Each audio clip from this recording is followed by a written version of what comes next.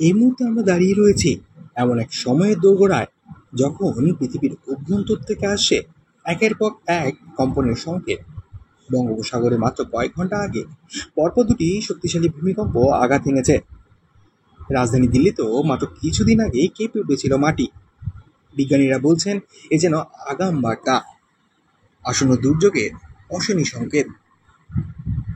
29শে জুলাই রাত্রি 12টা 11 মিনিট বঙ্গোপসাগরের বুক চিরে আন্দামান ও নিকোবর দ্বীপপুঞ্জের কাছাকাছি অঞ্চলে ভূপৃষ্ঠের গভীর থেকে তীব্র ভূকম্পন অনুভূত হয়। রিক্টার স্কেলে এর মাত্রা ছিল 6.3 মাত্রার। মাত্র কয়েক মিনিটের ব্যবধানে দ্বিতীয় ধাক্কাটি আসে আরও শক্তিশালী 6.5 মাত্রায়। এই অঞ্চলে এমন এক কম্পন নতুন নয়, কারণ এটি রিং অফ ফায়ার বলয়ে অবস্থিত, যেখানে পৃথিবীর টেকটোনিক প্লেটগুলো সংঘর্ষ সবচেয়ে বেশি।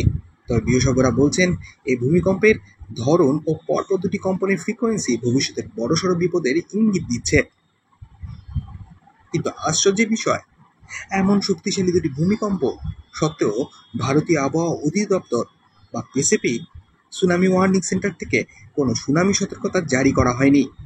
এখনো পর্যন্ত কোনো বড় ক্ষয়ক্ষতি বা প্রাণহানির খবরও মেলেনি।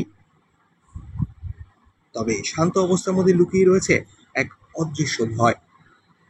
মাত্র 7 দিন আগে, অর্থাৎ 22শে জুলাই, রাজধানী দিল্লিতে 3.2 মাত্রার এক হালকা ভূমিকম্প অনুভূত হয়। সেই কম্পন অনেকেই টের পাননি, কিন্তু ভূতত্ত্ববিদদের মতে এটি ছিল ফোরশক বা মূল ভূমিকম্পের পূর্বাভাস হতে পারে।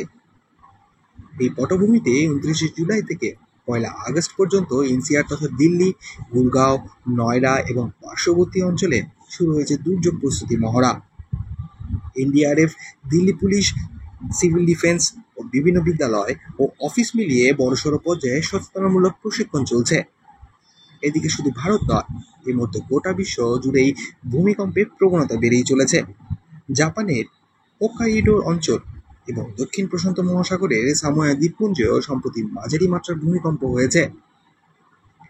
ভূবিজ্ঞানীদের ব্যাখ্যা, এই ধরনের পরস্পর সংযুক্ত কম্পনকে বলা হয় সিসমিক ক্লাস্টারিং।